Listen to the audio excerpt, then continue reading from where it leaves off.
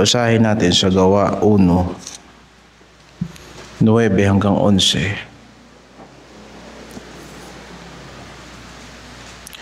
Gawa 1:9 hanggang 11.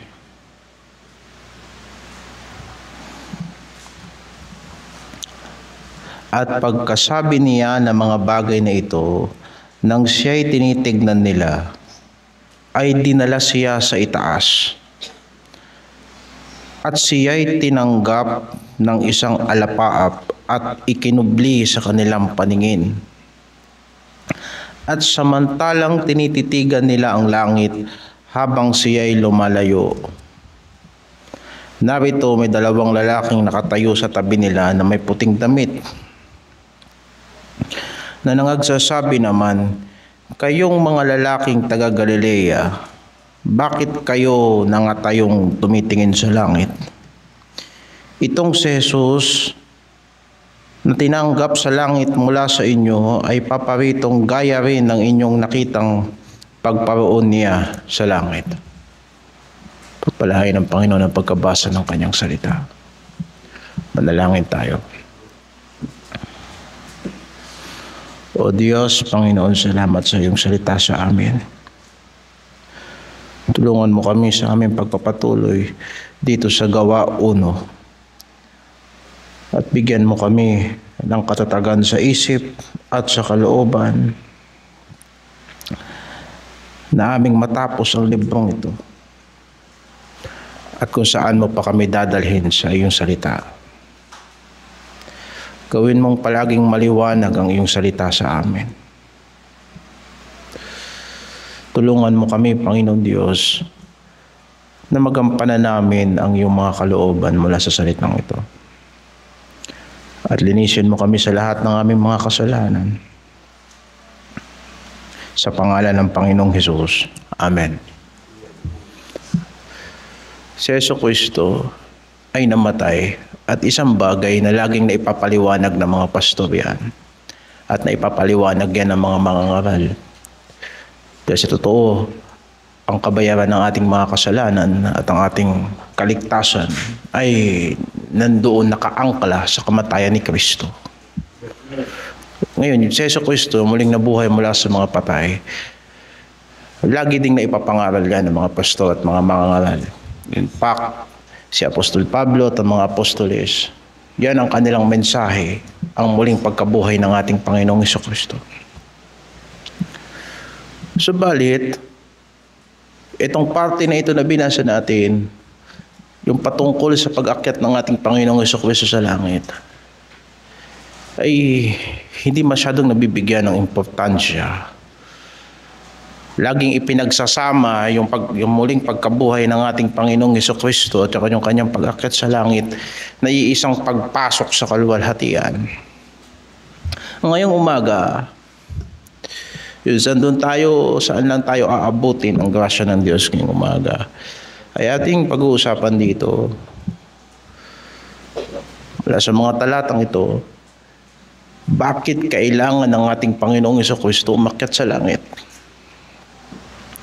Para sa marami, ito ay isang malaking pagkakamali sa ebanghelisasyon at sa misyon ng unang iglesia. At ang sinasabi ng mga kritiko ay bakit kailangan niyang umakyat sa langit? Samantalang kung siya'y muling nabuhay mula sa mga patay, hindi na siya mamamatay. At kung si Jesucristo ay hindi na mamamatay, bakit pa kailangan siyang umakyat sa langit? At ang iglesia ay mahihirapan magpatotoo na sumampalataya kayo kay Kristo. Gusto niyong makita si Kristo, pumunta kayo sa Jerusalem. 2,000 taon na siyang buhay. So bakit siya umakyat sa langit? Hindi ba? Ngayon, para sa pagkaunawa ng ating pananampalataya, at hindi para depensahan ang mukhang pagkakamali ng ating Panginoon at ang plano ng Diyos. Dahil sa katotohanan, ang isip ng tao at ang isip ng Diyos ay hindi parehas. Kailangan nating maunawaan ang kalooban ng ating Panginoon. Maaaring sa maraming bagay, mami-misunderstood tayo. Pero hindi dapat tayo ma-misunderstood sa ating pananampalataya. Yan ang commitment natin sa iglesia. At ang commitment ko sa iglesia, maaaring sa maraming bagay, hindi ko maipapaliwanag ang aking sarili. Pero pagdating sa banal na kasulatan, kailangan ipaliwanag ko ng maayos. Napaka-importante ang bagay na yan. Kaya nga mga kapatid, ang pag-akyat ng ating Panginoong Jesucristo sa langit ay maliwanag na katotohanan. Sa lumang tipan, nagbigay na ang Diyos ng mga halimbawa ng mga kinuha ng Diyos. Halimbawa si Enoch. Sinabi sa Genesis na hindi siya namatay sapagkat kinuha siya ng Diyos dahil sa kanyang pananampalataya na siya'y lumakad kasama ng Diyos. Pangalawa, si Elias. Sapagkat siya'y napapagod na siyang mag-isa at itong si Jezebel, hinahabol pa siya at gusto siyang patayin. Na kahit ang dakilang propeta ay nanghimagod sa kanyang ginagampanan. Pagkatapos niyang gampanan ang gawain niya sa Panginoon, siya ang gustong patayin ng mga tao. Umakyat siya sa bundok at binigyan siya ng Diyos na instruction kung anong gagampanan niya at anong gagawin niya. At sinabihan din siya doon na hindi magtatagal, kukunin kita. Kung kahit itong yung kanyang disipulo, si Eliseo, na naging propeta rin naman pagkaalis ni Elias, sinundan siya hanggang doon sa dako na kung saan siya susunduin ng nag-aapoy na kabuhay. Yan ay mga tao sa Biblia na hindi namatay, kundi kinuha ng Diyos. Now, wala nang ibang paliwanag sa Biblia kung ano nangyari sa kanila pagkatapos noon. Ngunit ito'y isang misteryo na sinasabi ni Apostol Pablo na hindi tayo lahat mamamatay. Subalit lahat tayo ay mababago. Pagbalik ni Kristo, maaaring marami sa atin dito buhay pa. O pagbalik ni Kristo, maaaring marami sa atin dito wala na. Pero ito isang katiyakan. At itong isang misteryo that we shall not all sleep, but we shall all be changed. At mga kapatid, sa lumang tipan, may mga dalawang talata na inappropriate na mga sumulat ng bagong tipan na patungkol sa Panginoong Jesucristo. Halimbawa, sa awit sa 68 verse 18.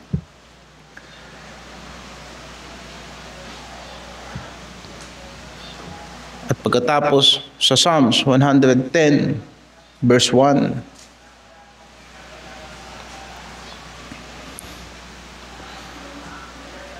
Isa pang dahilan kung bakit mahirap ipaliwanag at hindi nabibigyan ng emphasis yung itong pangyayaring ito, bukod sa limitado ang mga talata,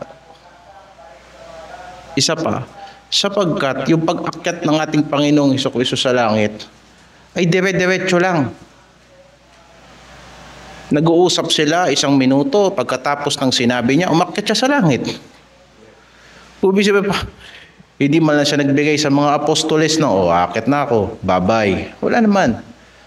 Sa binasa natin, sa huli nilang pag-uusap, sabi ng Panginoon sa kanila, tatanggapin nyo ang kapangyarihan pagdating sa inyo ng Espiritu Santo. Kayo'y magiging mga saksi ko sa mga lugar na ito. At pagkatapos niyang sabihin yun, umakyat siya sa langit. Wala nang seremonyas. Wala nang ritual. Wala nang signal. Nang matapos niyang sabihin ang kanyang huling habilin sa iglesia patungkol sa evangelisasyon, umakyat siya sa langit. At isa sa mga dahilan, si Mark ay sumulat, chapter 16, verse 19 ng Mark. Si Mark ay isa sa mga disipulo ng mga apostoles, especially si Apostle Peter, disipulo ni Apostle Peter. Ang Panginoong Hesus nga Pagkatapos na sila'y mga kausap niya, ay tinanggap sa itaas ng langit at lumuklok sa kanan ng Diyos. Sa Matthew, wala ka mababasa patungkol sa pag-akyat ni Jesucristo sa langit. At ito yung sulat ni Marcos. Sa Lucas 24, meron din tayong mababasa. Talatang 51, at nangyari na samantalang sila'y binabasbasan niya. Tignan mo yung salitang samantalang binabasbasan. Ay iniwan niya sila. So hindi man lang tinapos ng ating Panginoong Jesucristo yung pagbabasbas sa kanila. Habang binabasbasan niya sila, umaakyat na siya sa langit.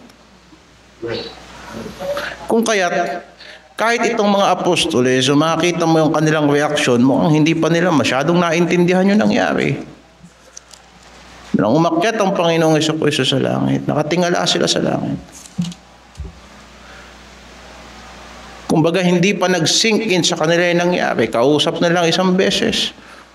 Kausap nila sa isang minuto, sumunod na minuto, wala na, umakyat na sa langit. Na kung hindi kinuha ng dalawang anghel yung attention nila, paggisingin sila sa katotohanan na ang Panginoong Jesucristo umakyat na sa langit at dapat na silang gumanap ng kalooban ng Diyos, mukhang hindi pa nila naiintindihan yung nangyari.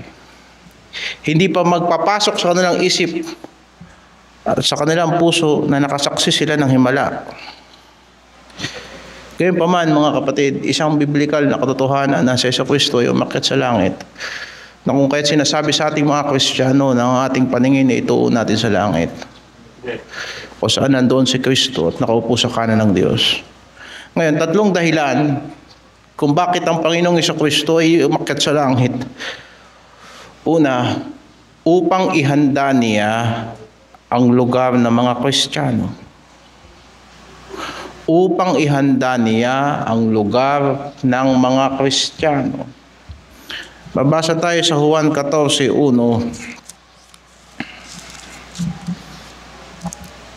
Hanggang 3. Huwag maglumihanan ang inyong puso.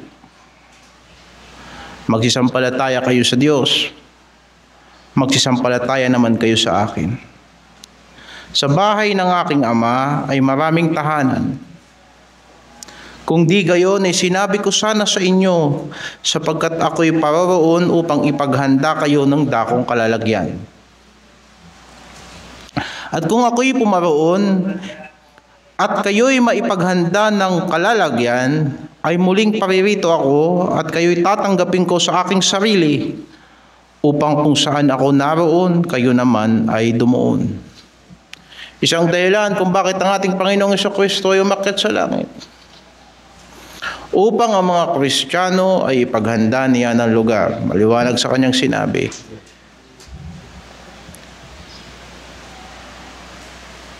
At sinabi niya sa mga apostoles, kung saan ako pupunta, alam ninyo kung saan ako pupunta. At sumagot itong si Tomas, Panginoon, saan ka pupunta at paano namin malalaman ang daan? At sumagot ang ating Panginoong Jesucristo, ako ang daan, ang buhay at katotohanan. Walang paroroon sa Ama kung hindi sa pamagitan ko. Nais ng Panginoon na mauna siya sa langit upang magkaroon tayo ng katiyakan na yung pupuntahan niya ay mapupuntahan din natin, sapagkat siya yung daan. Maaaring sasabihin ng mga tao na ang pananampalataya kay Kristo ay walang katuturan. Pero nauna na si Kristo sa atin. Kung paano ang mga Katoliko ay niniwalang may langit, sapagkat pag tumawag sila sa mga santo nila na sa palagay nilang wala na sa purgatorio at nauna na sa harapan ng Diyos at nanalangin para sa kanila, sinagot sila kaya may langit. Lalong higit ang pananampalataya natin sa ating Panginoong Jesucristo, na naghanda siya ng lugar para sa atin, na nagpapaalala sa atin ng daigdig na ito ang hindi nating huling tahanan. At sa pagdulo ng panahon, yung inihanda ng Panginoon sa langit, ibababa niya sa bagong langit at bagong lupa. Basahin natin sa Revelation 21, verse 2.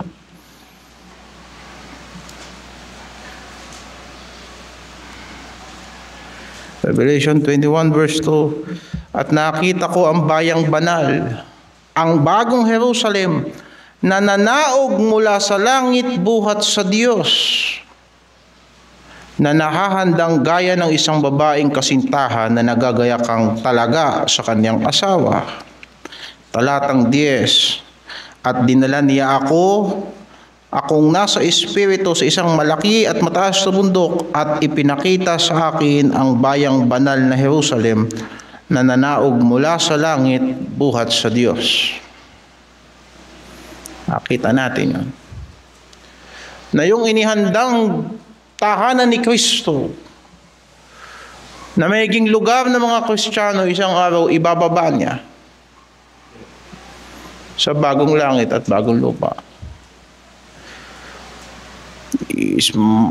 Hindi naman siguro masamang isipin na yung Jerusalem na yung bago ang lugar na itinatayo ng Panginoon sa ngayon. Gayunpaman, maraming mga maling haka-haka. Sabi nila, mga anghel na nagtatayo ng bahay sa langit. Mayroon pang isang Koreano na evangelist na nagsabi na naginip daw siya na ang bahay ng mga Kristiyano tinatayo sa langit ng mga anghel. Kapag hindi ka matapat na Kristiyano, ang iyong bahay ay maliit lang sa kaduluduluhan ng langit. Maliwanag sa banal na kasulatan. Nakakatuwang isipin na kahit sa langit ay mga Kristiyanong squatter. Diba?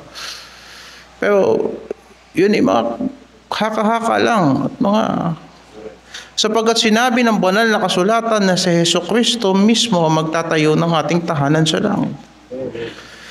Kailangan niya ba ng tulong sa pagtatayo ng tahanan sa langit? Kailangan niya ba ng mga arkitektong anghel at mga inhinyerong anghel sa langit? Tandaan natin ang ginawa ng Diyos sa sanlibutan ito, hindi siya tinulungan ng anghel. Ang mga anghel ay nanonood sa lahat ng gawa ng Diyos. Hindi niya kailangan ng tulong ng kahit ano. Kaya't isang gawain na nang si Jesucristo ay namatay at napagwagaan niya ang ating mga kaluluwa para sa Diyos at umuwi siya na parang sinasabi na sa Ama, Panginoon, Ama, natapos ko na ang iyong gawain. Ang iglesia ay tinubos na ng aking dugo. Magtatayo ako ng bahay at iuuwi ko sila rito. Pagdating ng panahon, ito ay nang ibababa ko doon. At ako'y naniniwala na sa ngayon may mga Kristiyano nang naroon. Kagaya ni Apostol Pablo ng kanyang sinabi sa 2 Korinto 5, na isang araw lilisanin natin ang ating templong ito, ang ating katawang ito. At ito ang kumpiyansa ng bawat Kristiyano. 5, talatang 8, na malakas ang loob namin, ang sabi ko, at ibig pa nga namin na mawala sa katawan at mapa sa tahanan na kasama ng Panginoon. Yun ang ibig sabihin niya sa talatang 6, na malakas ang loob namin, nalalaman namin na kapag kami nasa katawang ito, wala pa kami sa harapan ng Diyos. Maraming naglilingkod tayo sa Diyos ngayon na maraming pala isipan at bugtong at mga minsan ang kalooban ng Diyos mukhang ipinipilit sa ating mga laman at sa ating mga pag-iisip. At habang tayo ay nagpapatuloy, doon lang natin nauunawaan ang perpektong plano ng Diyos. Pero isang araw, kapag kainiwan natin ang katawang lupang ito at humarap na tayo sa Panginoon natin, wala nang palaisipan. At yun ang sinabi niya sa talatang 7, kami ay nagsisilakad sa pamagitan ng pananampalataya at hindi sa pamagitan ng paningin.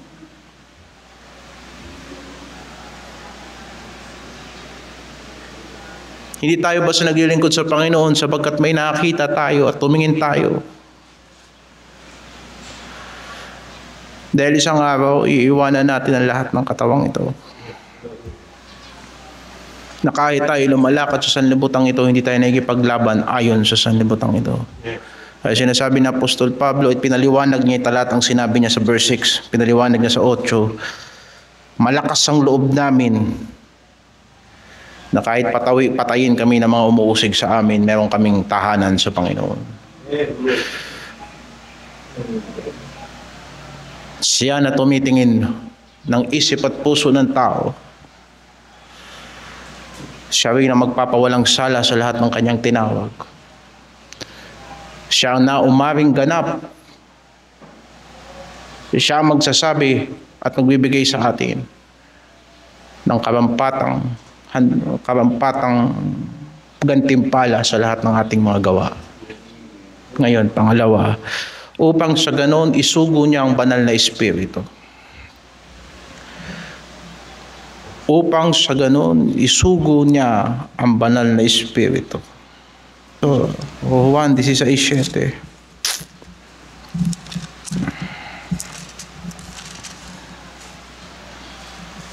Gayon may sinasalita ko sa inyo ang katotohanan. Nararapat sa inyo na ako'y yumaon, sapagkat kung hindi ako yayaon, ang mga aliw ay hindi paparito sa inyo. Ngunit kung ako'y yumaon, siya'y susuguin ko sa inyo. Makikita natin, mga kapatid, na ipinahayag ng Diyos ang kanyang sarili sa kanyang bayan ayon sa kanyang sariling pag-intindi. At nais niyang ipahayag. Ipinahayag ng Diyos sa atin kung ano siya at kung anong gusto niyang ipakilala sa atin. Na sa una, ipinahayag niya ang unang persona, ang Ama. Sinabi sa Hebreo 1, noong unang panahon, sumulat ang apostol, ang sumulat ng Hebreo. Noong unang panahon, nagsalita sa atin ng Diyos. Nagsalita sa mga magulang ang Diyos. Sa panahon ng patriarka, nagsalita ang Diyos sa pamagitan ng mga propeta. Ay pinahayag ng Diyos ang kanyang sarili bilang Ama. Na sa panahon ng ating Panginoong Jesucristo, ipinakilala niya sa atin ang pangalawang persona, ang Anak, na lumakad na kagaya ng isang tao kasama ng mga tao. Subalit sinabi ng banal na salita ng Diyos na ang Kristo ay Diyos, larawan mismo ng Diyos. Kaya nga hindi tama na sabihin na dahil ang Diyos ay nagkatawang tao sa katauhan ng ating Panginoong Hesukristo, ay pwede na tayong gumawa ng larawan sapagkat ang Diyos ay nagkatawang tao at may mukha at may... Hindi tama. Bakit? Sapagkat ang pagiging tao ng ating Panginoong Hesukristo ay walang katulad na pagiging tao sapagkat siya'y Diyos kahit sa kanyang katawang lupa. Sinabi sa Roma 9:5, ang Kristo ayon sa laman ay Diyos na maluwalhati magpakailanman. Ngayon, nais naman niyang makilala rin natin siya sa pamamagitan na ikatlong persona, ang banal na Espiritu. Pag-iisipin mo, kung halimbawa ang Panginoong Hesukristo ay hindi umakyat sa langit at ang iglesia ay kumalat na sa maraming mga bansa at meron lamang iisang Kristo na nandun sa Jerusalem, hindi natin mararanasan si Kristo. Maaaring mayayamang Kristiyano, isang beses isang taon, pupunta sila sa Jerusalem para makita ang Kristo. Paano yung mga mahihirap na Kristiyano? O pwede natin naman sabihin na si Jesucristo pwedeng bumiyahe sa lahat ng dako, ikutin niya, pero it is once in a lifetime na experience. Kung si Jesucristo ay nanatili sa kanyang katawang lupa, bagamat ito hindi masisira sa daigdig na to, yun ay limitado ng nag-ooperate sa oras at sa espasyo. Maraming mga Kristiyano na hindi makakaranas kay Kristo. Pero pag dumating ang banal na Espiritu, sinabi ng banal na kasulatan, maninirahan siya sa lahat ng Kristiyano. At yun ang karanasan ng bawat Kristiyano. Na si Kristo ay nakatira sa kanila sa pamamagitan ng banal na Espiritu. Kaya, Pag pumunta ka doon sa Efeso, kasabay ng kanyang pagbibigay ng banal na Espiritu, ay kanya ring ibinigay ang mga kaloob. Efeso 4:7.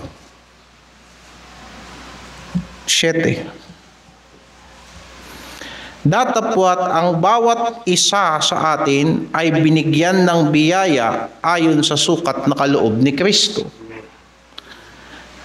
Kaya't sinabi niya, nang umakyat siya sa itaas,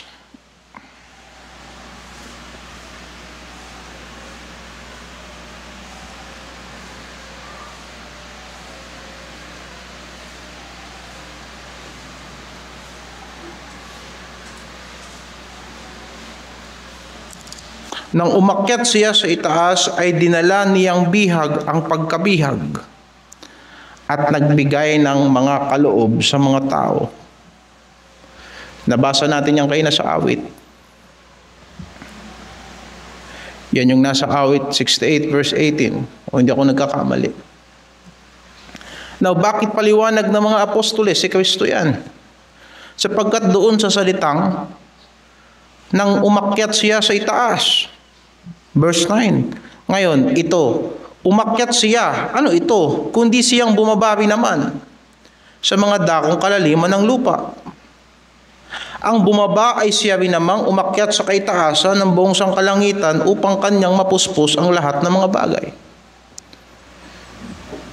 Yung paglilingkod na dala ni Kristo nang siya'y nasa lupa, nais niyang ipamahagi sa lahat ng Kristiyano. Yung kanyang ministeryo, yung kanyang kapangyarihan, yung kanyang gawain. Pag pumunta ka doon sa Galatia 5, ang lahat ng bunga ng banal na Espiritu ay katangian ni Kristo na nais ibahagi ni Kristo sa lahat ng Kristiyano. Ganon din ang mga kaloob, ang paglilingkod, ang mga pangangaral ng salita ng Diyos, ang pagganap ng mga pagtulong sa mga kapatiran, ang pag-encourage, ang pag-aakay ng kaluluwa, ang pag-ebanghelyo, lahat ng yan, nagawain ni Kristo. Nang umakyat siya sa langit, ibinigay niya ang mga kaloob na yan sa mga Kristiyano. Kasabay ng pagdating ng banal na Espiritu. Kaya nga nang dumating ang banal na Espiritu sa unang iglesia, nakita natin kung gaano sila naging kaepektibo. Gaano sila naging kaepektibo sa kanilang pangangaral ng salita ng Diyos. At gaano sila naging makapangyarihan at paano nabago ang kanilang buhay, paano nabuo ang iglesia. Paano ang mga taong ito na may kanya-kanyang kahinaan at kapintasan ay nagkatulong-tulong para mabuo ang iglesia sa tulong ng banal na Espiritu. Hindi mangyayari yan kung hindi umakyat si Kristo sa langit. At wala tayong mamanahing pananampalataya kung hindi dumating ang banal na Espiritu. Manatili tayo sa kung gaano tayo kapangit. At higit sa lahat, walang maliligtas kung hindi dahil sa kapangyarihan ng banal na Espiritu. At lalong higit, walang Kristiyano na magmamanifest sa kanya yung bunga ng kanyang kaligtasan kung hindi dahil sa banal na Espiritu. Kaya mga kapatid, ang mga apostoles ay lumipas sapagkat sila'y tao. At sa bawat kapanahunan dumarating ang mga mangangaral at sila'y lumilipas sapagkat sila'y tao. Paminsan-minsan sila'y nagkakamali sapagkat sila'y tao. Pero ang banal na Espiritu ay Espiritu ng katotohanan na magdadala sa lahat ng Kristiyano sa katotohanan ng salita ng Diyos sa matuwid na pamumuhay. At yan ang nais ng ating Panginoong Jesucristo, kaya siya umakyat sa langit. Upang pag-akyat niya sa langit, ang katunayan na siya ay umakyat sa langit sapagkat isinugo niya ang banal na Espiritu. Tignan natin sa Gawa 2:33. Ang paniwala ng mga apostoles, ang presensya ng banal na Espiritu ay ebidensya na ang Panginoong Hesukristo ay nasa langit. Palibhasa nga'y pinarangal ng kanang kamay ng Diyos, ay tinanggap na sa Ama ang pangako ng Espiritu Santo, ay ibinuhos niya ito na inyo namang nakikita at naririnig. Sapagkat hindi umakyat si David sa mga langit, datapwat siya rin na nagsabi, sinabi ng Panginoon sa aking Panginoon, maupo ka sa kanan ko, hanggang sa gawin ko ang mga kaaway mo na tuntungan ng iyong mga paa. Pakatalastasin nga ng buong angkan ng Israel na ginawa ng Diyos na Panginoon at Kristo itong si Jesus na inyong pinako sa krus. Sinabi ng mga apostoles, saksi kaming lahat na siya'y muling nabuhay mula sa mga patay at dahil umakyat siya sa kanan ng Diyos at tinanggap na sa Ama ang pangako, ibinubuhos niya na ito ngayon sa inyo at sa atin. At sinabi niya sa talatang 39, sapagkat sa inyo ang pangako, yung pangako ng banal na Espiritu. Kahit sa 28, makikita niyo yan, ang kaloob ng Espiritu Santo. Sapagkat sa inyo ang pangako at sa inyong mga anak at sa lahat na nangasa malayo, maging ilanman ang tawagin ng Panginoon nating Diyos sa Kanya. Para kanino ang banal na Espiritu? Para sa lahat ng tinawag niyang Diyos sa Kanya. Di ba sinabi ng Panginoon yan at paulit-ulit na pinangaral sa atin? Walang makalalapit kay Kristo kung hindi inilapit ng Ama. Kung kaya, ang presensya ng banal na Espiritu ay nagpapatunay na may Kristong umakyat sa langit. Pangatlo, para mamagitan sa mga mananampalataya.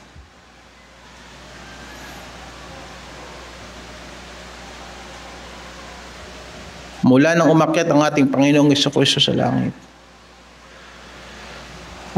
At hanggang sa araw na ito,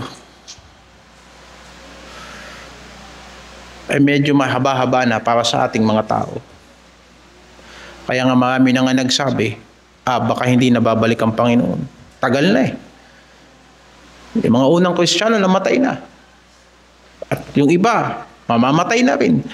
Tagal naman, nasa na yung pinangako niyang darating siya. At sinabi ni Apostol Pedro sa ikalawang Pedro 3, hindi niyo ba alam na sa Panginoon ang 1,000 taon na isang araw lang? Tandaan natin ang ating Panginoong Diyos ay hindi limitado ng oras. Ngayon ang puntong ito, ang punto ko mga kapatid, sa loob ng 2,000 taon na yan, ang iglesia ay humarap ng maraming pagsubok. Humarap ng maraming kasalanan, humarap kahit sa pintuan ng impyerno. Maraming mga Kristiyano ang dumaan sa pinagdaanan ni Pedro na niliglig ni Satanas, niliglig ng Diablo. Subalit sinabi ng Panginoon kay Pedro, huwag kang mag-alala, pinapanalangin kita upang iyong pananampalataya hindi manghina. Sa loob ng 2,000 taon, paano mapapanatili ng tao ang pananampalataya sa Diyos? Kung kaya't nang umakyat ang ating Panginoong Jesucristo sa langit, anong kanyang ginawa? Siya ay nananalangin para sa atin. Siya ay namamagitan para sa atin. Basahin natin sa Juan 17. Ito isang halimbawa ng pananalangin ni Kristo. 11 hanggang 13. At wala na ako sa sanlibutan, at ang mga ito ay nasa sanlibutan, at ako'y paririyan sa iyo. Amang banal, ingatan mo sila sa iyong pangalan. Yaong mga binigay mo sa akin, upang sila'y maging isa na gaya naman natin.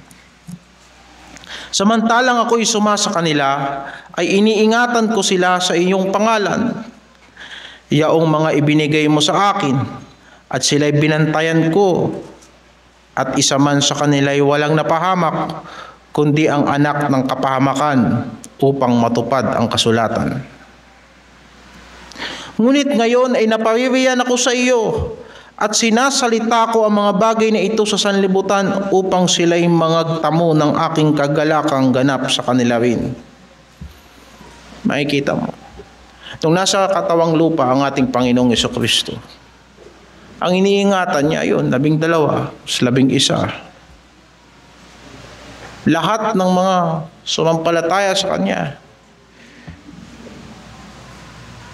Sa madaling salita, limitado ang pinagpastoran ni Kristo. Ang tinuruan ni Kristo.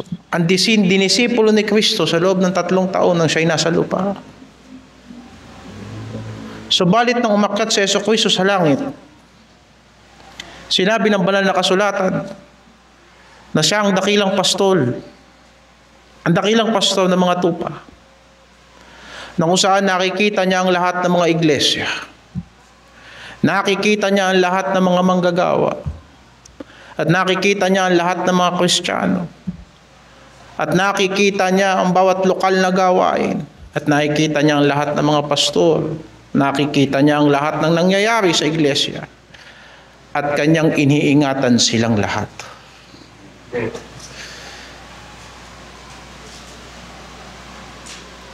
Upang sa bawat iglesia ay sabihin ng Panginoong Jesucristo, alam ko ang iyong gawa, pero alam ko rin kung saan ka nagkulang.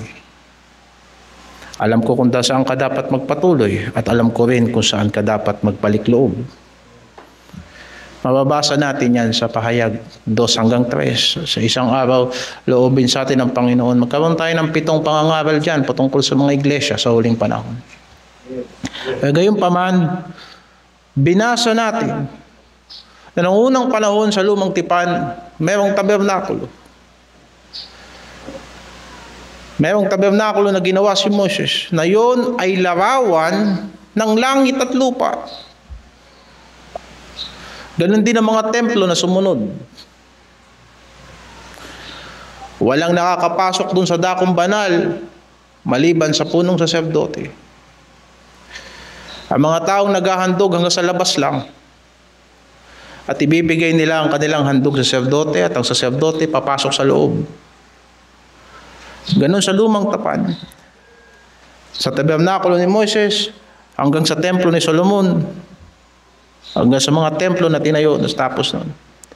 Pero ngayon, na ang gawain ng Diyos ay sa buong daigdig na, at hindi na lamang sa mga Israelita, wala nang ibang banal na dako maliban sa langit. Kung saan tayong lahat ay parang nasa labas ng tabernakulo na naghihintay sa punong saserdote na lumabas. Subalit siya ang unang pumasok sa atin. Siya ang unang naghandog sa atin. Nang inihandog niya ay hindi baka, hindi kambing, hindi tupa, kung hindi ang kanyang sarili. At ang kanyang dugo ang nilagay niya sa dambana ng Diyos sa langit. Na hindi kagaya ng mga saserdote sa lupa, na araw-araw bago sila maghandog ng kasalanan, ng handog para sa kasalanan ng mga tao, sila muna maghahandog ng kasalanan para sa kanilang sarili. Dahil mga unang saserdote noong unang panahon, nagkakasala sila at tapos namamatay. Pero sa Jesucristo, na siya isang saserdoting walang kamatayan, matapos niyang ihandog ang kanyang sarili para sa ating mga kasalanan isang beses, umakyat siya sa langit at pumasok siya sa banal na dako. Na sinasabi sa Hebreo 6 na siyang sinipete ng ating kaluluwa. O hindi nakakaintindi ng salitang sinipete. Sa English, yan ay anchor.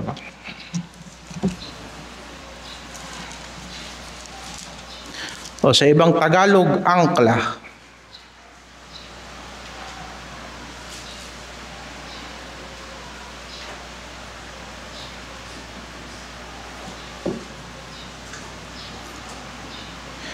Na ating inaring tulag sa sinipete ng kaluluwa o angkla ng kaluluwa. Isang pag-asa na matibay at matatag at pumapasok sa nasa loob ng tabing.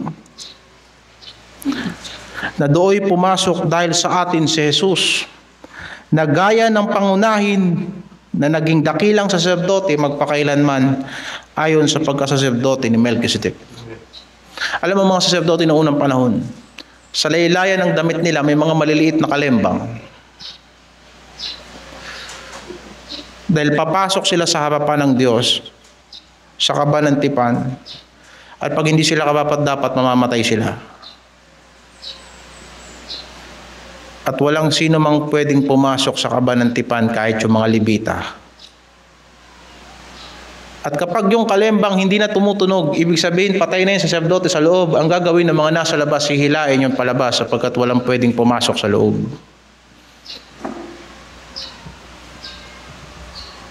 At yung naglalabawan sa atin ang kabanalan ng Diyos.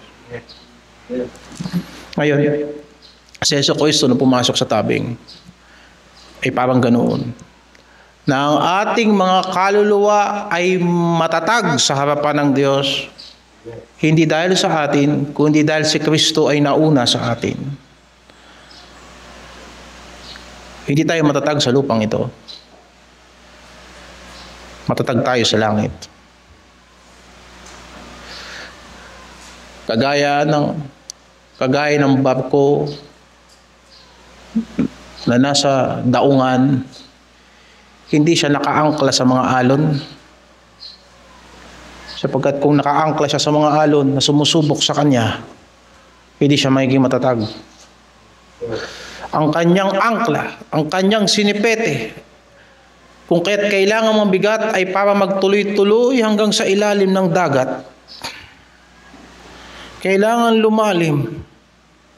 Kailangan lagpasan ng mga alon sa ibabaw dahil pag tinignan mo ang dagat, ang alon na sa ibabaw lang, wala sa ilalim ng dagat. Sa atin naman hindi pa bulusok sa daigdig, kundi paangat sa langit. Hindi natin pwedeng iangkla ang pag-asa natin sa kapwa natin tao at sa mga bagay sa sanlibutan ito, sapagkat ang mga gumagalaw dito sa lupa, minsan hindi gumagalaw sa langit. Kailangan lagpasan yun doon. Kung nasaan si Kristo. Kaya ko sinabing, hindi tayo matatag sa lupa, pero matatag tayo sa langit. At isang araw, tutulungan tayo ng Panginoon sa kanyang pag-iingat sa ating mga kaluluwa. Malalagpasan natin ang lahat ng ito. Kagaya na ang barko, sumasayaw lang sa sumasayaw lang sa alon at sa bagyo. Pero ang kanyang angkla, wala sa tubig. Lumulusot lang sa tubig hanggang sa pinakamatigas na bato.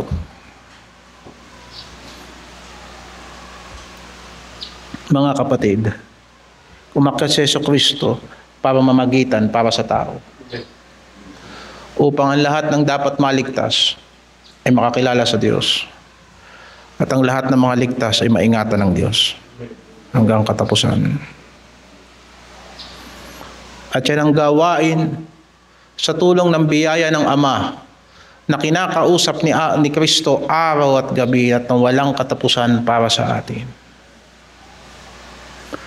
At sa tulong ng Banal na Espiritu na siyang ground commander ng Iglesia, na siyang nagbibigay sa atin ng direksyon, nagbibigay sa atin ng katotohanan, nagbibigay sa atin ng pagtutuwid, nagbibigay sa atin ng lakas ng loob, nagbibigay sa atin ng garantiya na basta gawin natin ang kalooban ng Diyos, tatanggapin natin ang pangako.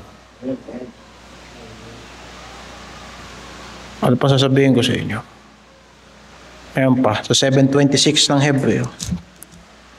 Sapagkat nararapat sa atin ang gayong dakilang saserdoteng banal, walang sala, walang dungis, nahihiwalay sa mga makasalanan at ginawang lalong mataas pa kaysa sa mga langit. Yun ang reason kung bakit tayo nasa lupa. Para makipaglaban. Si Jesucristo tapos na sa pakikipaglaban. Pero yung isang beses na maisipin mo na sa takbuhin ng daigdig nito, merong isang nakalagpas. Sasabihin nating imposible pero may nakagawa na niyan. At alam kong yung nakagawa na niyan, tutulungan niya ako, tutulungan niya tayo. Diba? At yan tayo minomode ng Diyos hanggang sa maturity, hanggang sa mabuo tayo. Darating ang panahon sa mga bagay na hindi natin nadepensahan ng sarili natin, didepensahan tayo ng Diyos. Sapagkat si Jesucristo ang punong saserdote, ang punong pastor, ang ulo ng iglesia. Kasi sinasabi ng banal na kasulatan,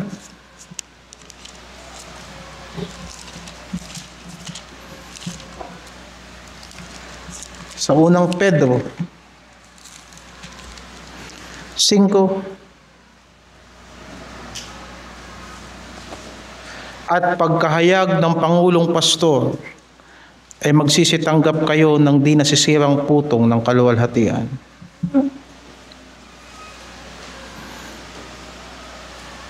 Kaya mga kapatid, kagaya ng sinabi ng Biblia, hindi naman mananatili na si Kristo nasa langit lang. Kaya siya naghanda ng lugar para sa Kristiyano. Kaya niya isinugo ang banal na Espiritu para handa ang Kristiyano sa pagbalik ni Kristo.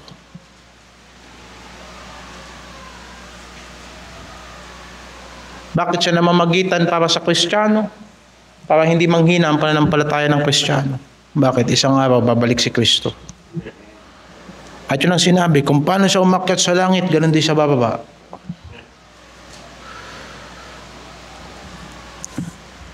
Kung kahit sasagutin natin yung sinabi kanina, bakit umakyat pa si Kristo sa langit?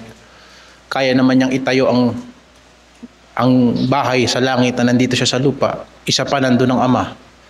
Banal na Espiritu na lang gumawa sana. Bakit pa? E di sana hindi nahirapan ng mga Kristiyano na magpatotoo. Kagaya na sinabi ni Pablo kanina, sapagkat hindi tayo lumalakad ayon sa nakikita natin, kundi ayon sa pananampalataya. Sabi ng Panginoon, mapalad, sumasampalataya sa akin, hindi ako nakita. Hinihintay natin, minamahal natin yung hindi natin nakita. Pinaglilingkuran natin yung hindi natin nakita. Pero alam natin, babalik. Alam natin, bagamat parang magnanakaw sa gabi, nababalik ang Panginoon Diyos na hindi magpapaalam kung kailan siya babalik. Huwag ka na magtaka kung bakit hindi siya magpapaalam kung kailan siya babalik. Tandaan mo, hindi rin siya nagpaalam bago siya umalis. Pero nakita. Nung umakyat siya sa langit, may dalawang anghel na nandoon. Pagbalik niya, may anghel din. Tutunog ang trumpeta. At babalik si Kristo. Kaya mahaba-haba panlalakbayin natin. Kailangan nating ayusin ang ating paglilingkod sa Diyos. Dahil dito, tulungan tayo ng Panginoon. Manalangin tayo.